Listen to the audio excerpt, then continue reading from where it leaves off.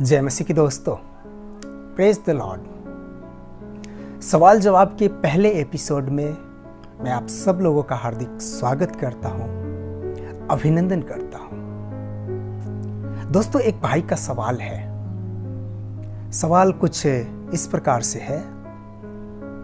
आपने आत्मा और प्राण के विषय में कहा कि आत्मा अपने देने वाले के पास लौट जाएगा और प्राण का न्याय होगा। यदि प्राण धर्मी है तो स्वर्ग जाएगा और यदि धर्मी नहीं है तो नरक जाएगा। कृपया इसे थोड़ा और स्पष्ट करें। दोस्तों, ये एक भाई का सवाल है। उन्होंने मेरे व्हाट्सएप नंबर पे अपने वॉइस रिकॉर्डिंग के माध्यम से ये सवाल किए हैं।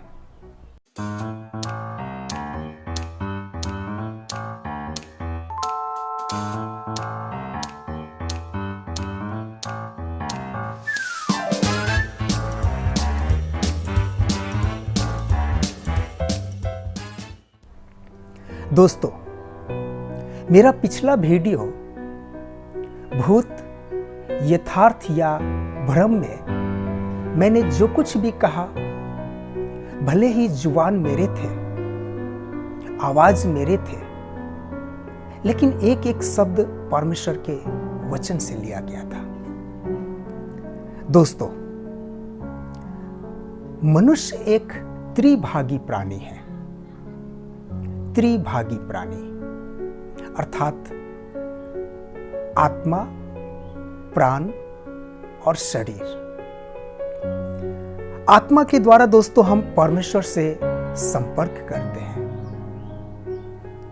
प्राण अर्थात हमारी बुद्धि, भावना और इच्छा शक्ति से अपने आप से संपर्क करते हैं। और देह अर्थात हमारे शरीर के 5 इंद्रियों के द्वारा हम संसार से मुखातिब होते हैं। दोस्तों, आत्मा और प्राण के लिए मूल बाइबल में 2 अलग अलग शब्दों का इस्तेमाल किया गया है। मूल बाइबल में जो ओरिजिनल बाइबल है, जो प्रभु यीशु मसीह के चेले लोगों ने नए नियम लिखे थे और जो पुराने नियम हैं, उस मूल बाइबल में आत्मा और प्राण के लिए 2 अलग अलग शब्दों का इस्तेमाल किया गया है। आत्मा के लिए जिस शब्द का इस्तेमाल किया गया है वो है न्यूमा, PNEUMA, न्यूमा। और प्राण शब्द के लिए जिस शब्द का इस्तेमाल किया गया है वो है फ्यूखे, PSUKHE, फ्यूखे। दोस्तों, हम कुछ उदाहरण प्रभु के वचन से देखेंगे इन दोनों के शब्दों के इस्तेमाल कहां हुआ है। आत्मा, पहली कुरिन्थियों की पत्री अध्याय 3 पद 16, परमेश्वर का आत्मा तुम में वास करता है। दोस्तों, इस जगह पे न्यूमा शब्द का इस्तेमाल किया गया है। और रोमियो की पत्री अध्याय 8 पद 14 में परमेश्वर के आत्मा के द्वारा चलाए चलते हैं। इस जगह में भी दोस्तों न्यूमा शब्द का इस्तेमाल किया गया है आत्मा के लिए। प्राण, लूका अध्याय 12 पद 20, हे मूर्ख, आज ही रात तेरा प्राण तुझसे ले लिया जाएगा। इस जगह में दोस्तों प्राण शब्द के लिए फ्यूखे शब्द का इस्तेमाल किया गया है मूल बाइबल में। और याकूब अध्याय 5 पद 20 में वह उसके प्राण को मृत्यु से बचाएगा। इस जगह में दोस्तों प्राण शब्द के लिए फ्यूखे शब्द का इस्तेमाल मूल बाइबल में किया गया है। दोस्तों, इन दोनों शब्दों का इस्तेमाल बाइबल में एक ही जगह पे सिर्फ एक बार हुआ है। इब्रानियों की पत्री अध्याय 4 पद 12, परमेश्वर का वचन दो धारी तलवार से तेज है, वे आत्मा और प्राण, गुदा और जोरों को भेदता है। इस जगह में दोस्तों इन दोनों शब्द का इस्तेमाल एक साथ हुआ है। प्रिय भाइयों और बहनों,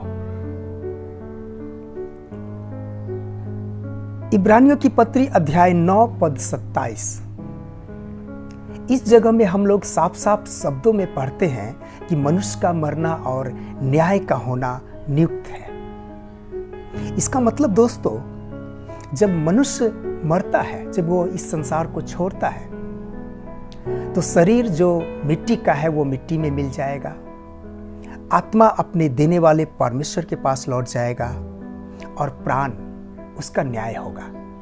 यदि वो धर्मी है तो स्वर्ग जाएगा, यदि वो धर्मी नहीं है तो नरक जाएगा। प्रभु के वचन में हम इन बातों को पढ़ते हैं। शुभोपदेशक अध्याय 12 पद 7,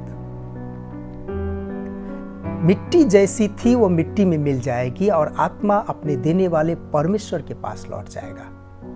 दोस्तों, मनुष्य त्रिभागी प्राणी है, आत्मा, प्राण और देह।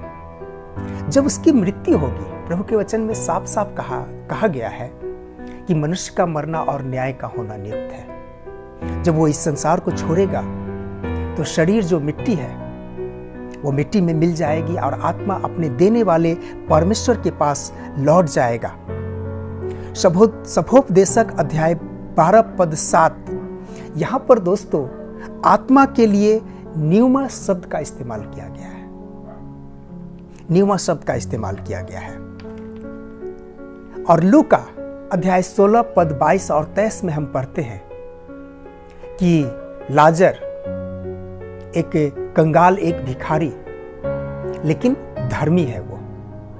और एक अमीर आदमी के विषय में भी पढ़ते हैं जो बहुत अमीर है, पैसा वाला है, किसी चीज की घटी कमी नहीं है, लेकिन वो धर्मी नहीं है।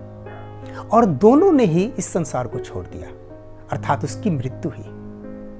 लाजर को भी दफन किया गया, उस अमीर व्यक्ति को भी दफन किया गया। लाजर का शरीर मिट्टी का था, मिट्टी में मिल गया, और आत्मा परमेश्वर के पास लौट गया। अमीर व्यक्ति, उसे भी दफन किया गया, उसका शरीर भी जो मिट्टी का है मिट्टी में मिल गया, और उसका भी आत्मा परमेश्वर के पास लौट गया। अब क्या बचता है दोस्तों? अब सिर्फ प्राण बचता है। उस प्राण का न्याय होगा। यदि वो धर्मी है तो स्वर्ग में, धर्मी नहीं है तो नरक में। हम लाजर को देखते हैं कि वो इब्राहिम की गोद में है, पैराडाइज में है, और उस अमीर व्यक्ति को भी हम देखते हैं कि वो नरक में है, अधोलोक में है। प्रिय भाइयों और बहनों, मनुष्य का मरना और न्याय का होना नियुक्त है। प्रभु के वचन में प्राण के लिए अलग शब्द है और आत्मा के लिए अलग शब्द है। जिस भाई का ये सवाल था, मैं आशा करता हूं कि जरूर उनके समझ में आ गया होगा। तो प्रभु सहायता करे, प्रभु मदद करे प्रभु के वचन की सच्चाइयों को समझने के लिए। यदि किसी भाई, किसी बहन का कोई सवाल हो तो जरूर आप YouTube के मैसेज बॉक्स में सवाल पूछ सकते हैं, और यदि प्रभु ने चाहा तो जरूर आपके सवाल का जवाब भी आपको मिलेगा। तो मैं एक बार फिर से आशा करता हूं जिस भाई ने सवाल पूछे थे उन्हें जवाब मिल गया होगा। प्रभु हम सबको आशीष प्रदान करे। आमीन। जय मसीह की।